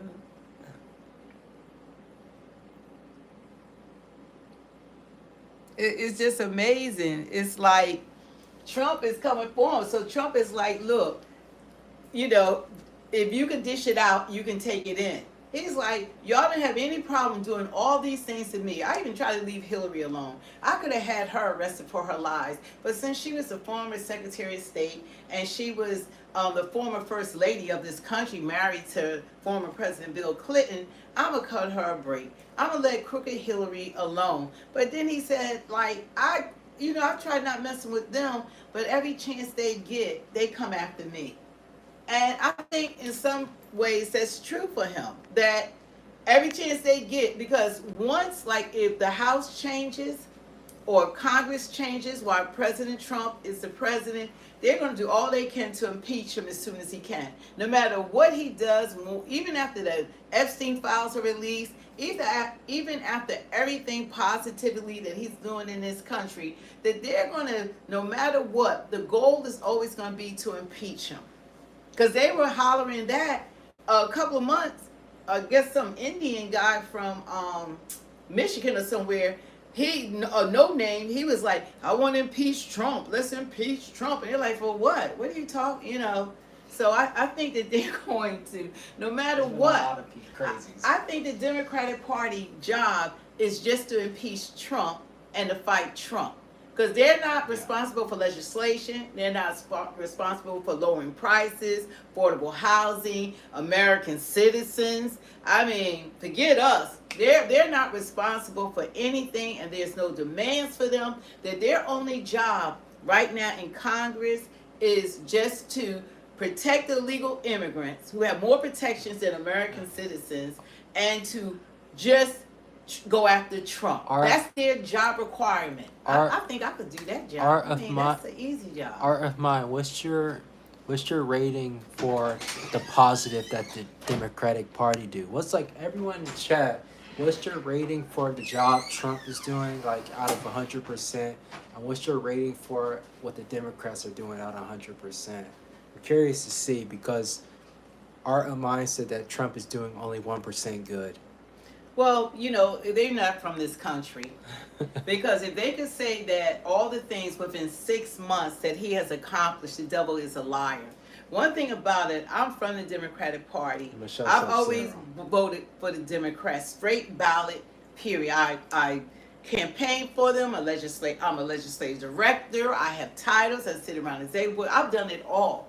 But I can tell the truth about what they're doing and what they're not doing. And I see that the truth is not in everyone, that they cannot admit that he is getting things done positively for this country.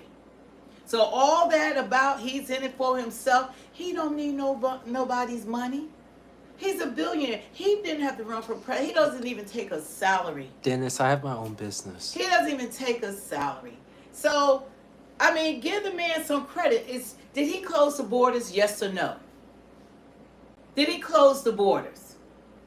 That Biden said he couldn't do because he needed Congress and stuff to vote on it, which we all know is a lie. He sold the border wall. He's trying to sell the border wall before Trump got in office. Trump had to get a judge to file an injunction to prevent him from selling the walls that American people paid for. So, did Trump close the border? Yes or no? Because we're going to give credit where credit is due.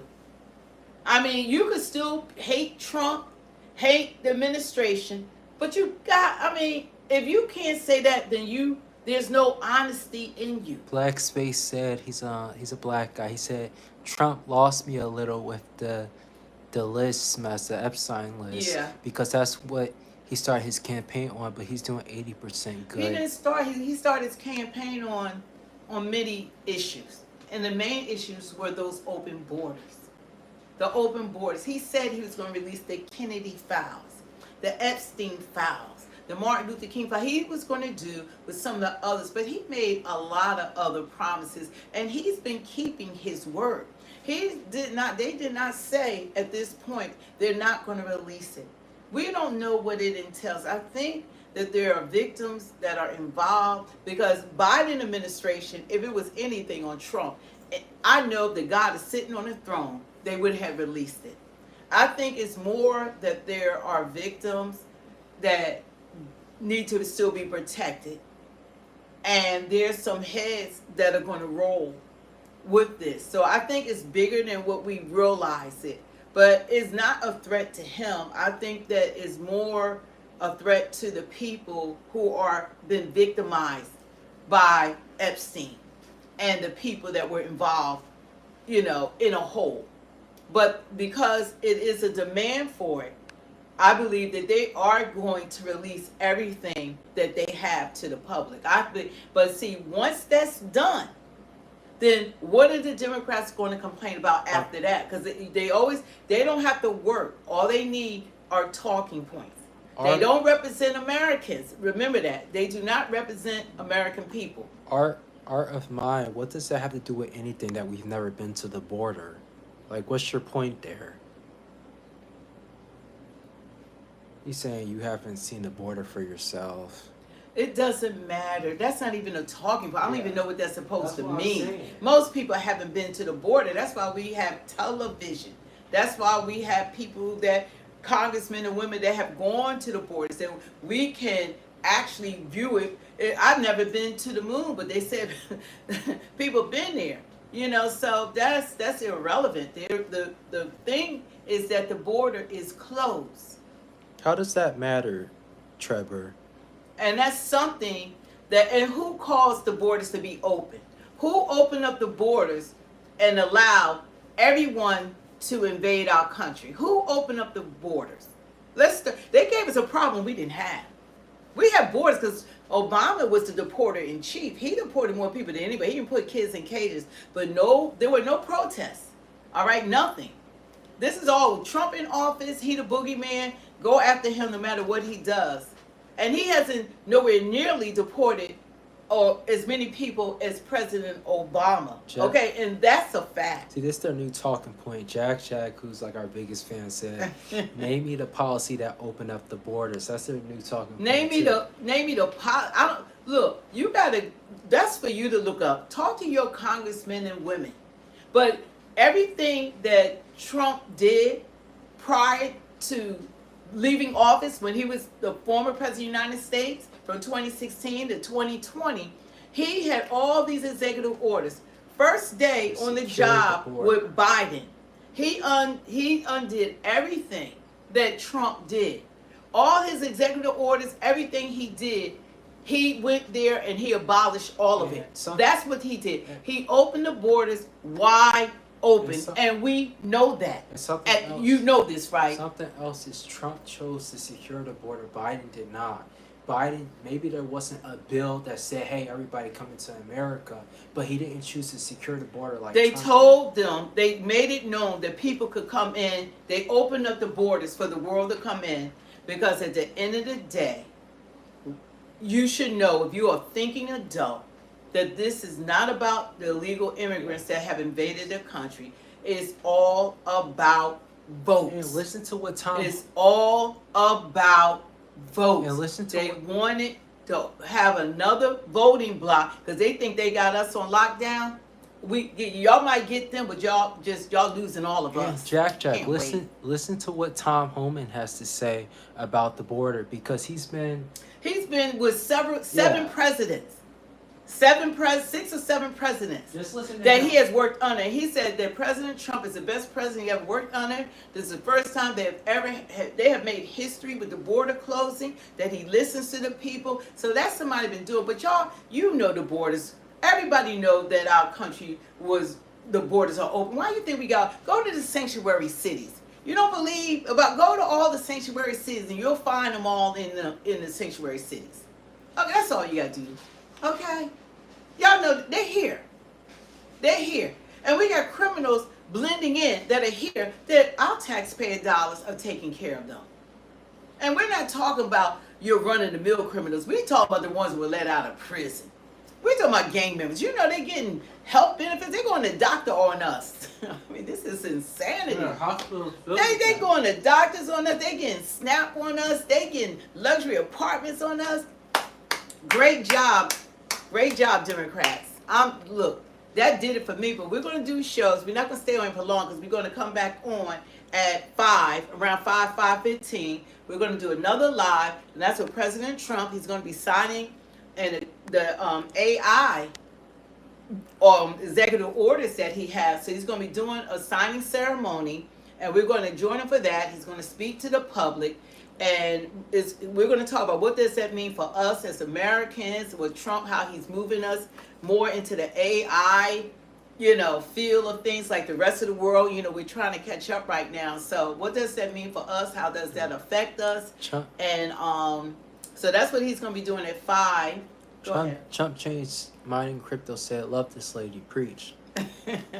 And then, drum roll, what I'm looking forward to is we're going to do another live. I think we're going to come on around 8:30, give us a little span, for dinner and all of that. But we want to come on, and that show is going to be, why are black people leaving the Democrat Party? We're going to start, because we're going to focus more on and informing black people to stop looking at ethnicity, and stop doing just voting for Democrats. Look at policy. So we're going to show that there is a breaking away from just like they voting for Democrats. Now, they did get 93%, and a lot of this is black women.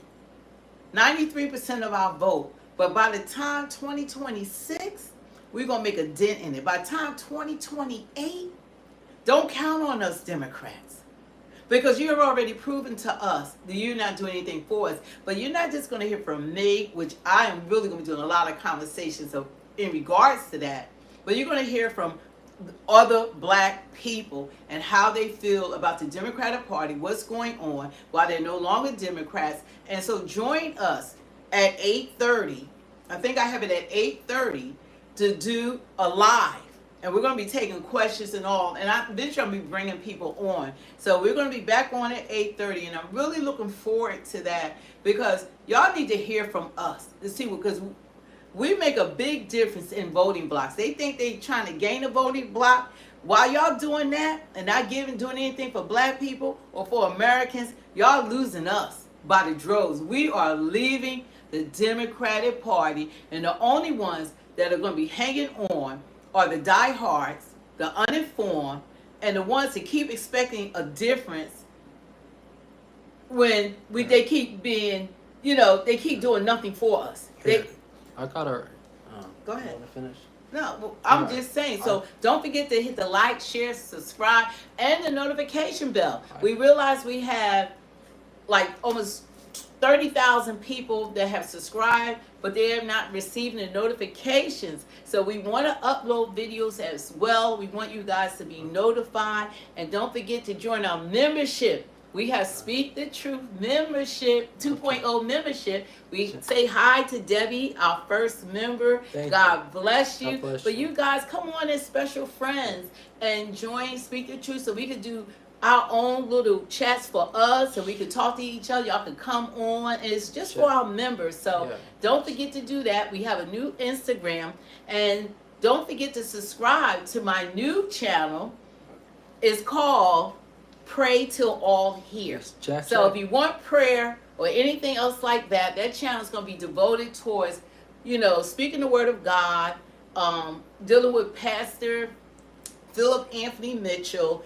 And we're going to be dealing with people who are going through different categories, say stress, loneliness, relationships, all types of things that affect us. And Jesus said that he came that we might have life and have it more abundantly. So we want to live how God created us to live. So don't forget to subscribe and like that channel. I'm working on it, you guys.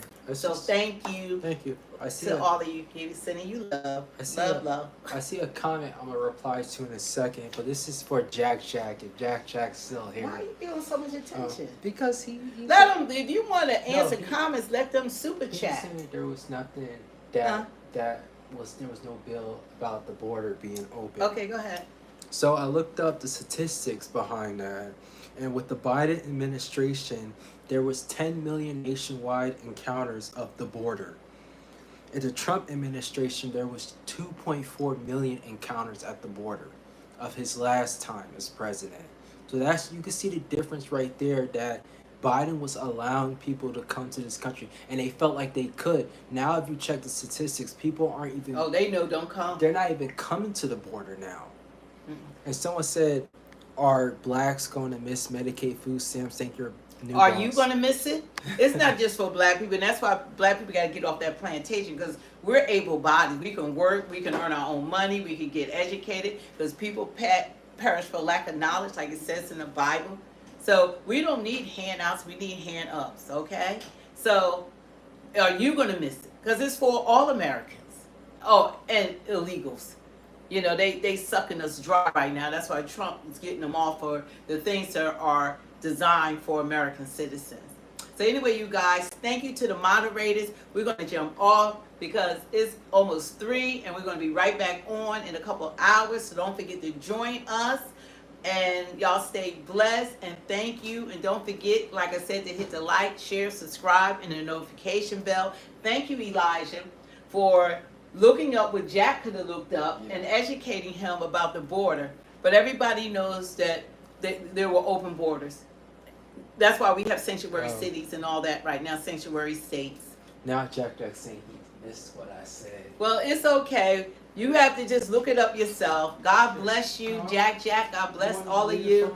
Elijah, we're going to jump back on a I'll little just bit. say real fast.